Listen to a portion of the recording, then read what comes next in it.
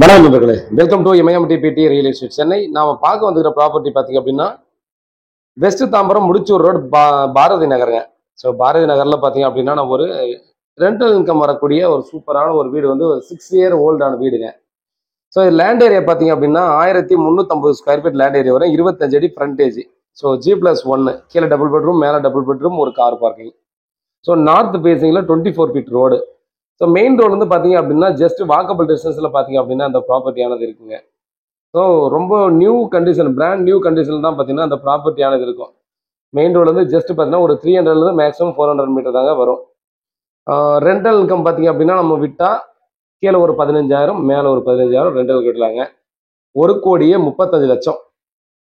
So owner கேட்குற rate இருக்குங்கன்னா 1,35,00,000 கேட்குறாரு. வீடு வந்து டெஃபினட்டாக ஒர்த் ஃபார் மணி தாங்க. ஏன்னா இந்த சரௌண்டிங்லாம் பார்த்தீங்கன்னா ஜஸ்ட் நீங்கள் என்கொயரி பண்ணி பாருங்கள். என்கொயரி பண்ணி பார்த்துட்டு இது ஒர்த்தான்றதை நீங்களே ஜஸ்ட் யோசிச்சு பாருங்கள்.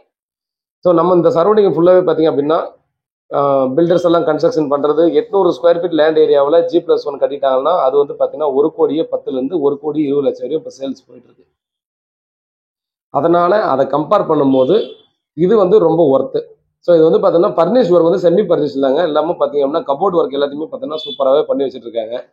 ஸோ நம்ம வந்து பார்த்தீங்கன்னா முன்ன சொன்ன மாதிரி 800 ஸ்கொயர் ஃபீட்டில் கன்ஸ்ட்ரக்ஷன் பண்ணுற வீடு கூட பார்த்தீங்க அப்படின்னா பர்னிஷ்டு ஒர்க் பண்ணாமல் தான் ரேட் வந்து கோட் பண்ணுறாங்க.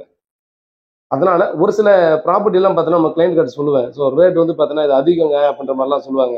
ஸோ அப்போ வந்து அவங்ககிட்ட நம்ம கேட்கறது தான், நீங்கள் அதே ஏரியாவில் போய் நீங்கள் என்கொயரி பண்ணி பாருங்க. இந்த மாதிரி ஒரு டியூப்ளக்ஸ் ஹவுஸ் இந்த மாதிரி சேல்ஸ் பண்ணுறவங்களுக்கு தெரியும். அப்போது அதை கம்பேர் பண்ணும்போது பார்த்தீங்கன்னா இது ஒரு பெஸ்ட்டான ப்ரைஸ் அப்படின்றத டெஃபினட்டாக சொல்லலாம். ஸோ அதனால தான் சொல்கிறேன், மிஸ் பண்ணுறாதீங்க. ஸோ அந்த வெஸ்ட் தாம்பரத்தில் நீங்கள் வந்து பார்த்தீங்கன்னா பார்வதி நகர் வரைக்கும் பார்த்தீங்க அப்படின்னா நல்ல ப்ராப்பர்ட்டி இந்த மாதிரி கிடைச்சுன்னா மிஸ் பண்ணாதீங்க. இதில் வந்து பார்த்தீங்கன்னா நீங்கள் எந்த ஒரு ஒர்க்குமே பண்ண தேவையில்ல, ஜஸ்ட் ஒரு வாட்டர் வாஷ் மட்டும் பார்த்தீங்கன்னா வீடை பண்ணிட்டு ரெடி டு ஆக்குபை.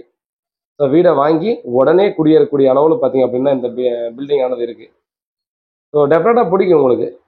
ஸோ அவ்வளோ அழகாக பார்த்தீங்க அப்படின்னா ஓன் யூஸுக்காக ரொம்பவே பார்த்து கன்ஸ்ட்ரக்ஷன் பண்ண வீடு தான் இந்த வீடு. அதனால் பார்த்தீங்கன்னா நீங்கள் நம்பி வாங்கலாம்.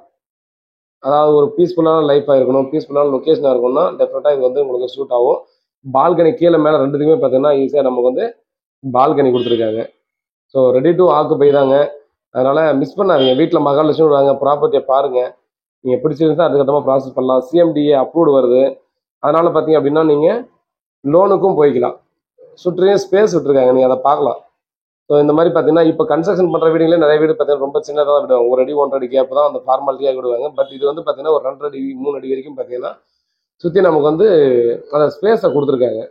அதனால் நம்ம வந்து பார்த்தீங்கன்னா நீங்கள் சுற்றியே மற்ற பக்கத்தில் இருக்கிற வீட்டோட டிஸ்டர்ப் பார்த்தீங்கன்னா அந்த பக்கம் இருக்கிறதுக்கான சான்ஸ் இருக்காது. ஸோ அதனால் திரும்ப சொல்கிறேன், வாங்க வீட்டில் மகாலட்சுமி வாங்க, ப்ராப்பர்ட்டியை பாருங்கள். பிடிச்சிருந்தா நம்ம அதுக்கடுத்த ப்ராசஸ் பண்ணலாம். உண்மையாகவும் நேர்மையாகவும் கொடுங்க. நன்றி.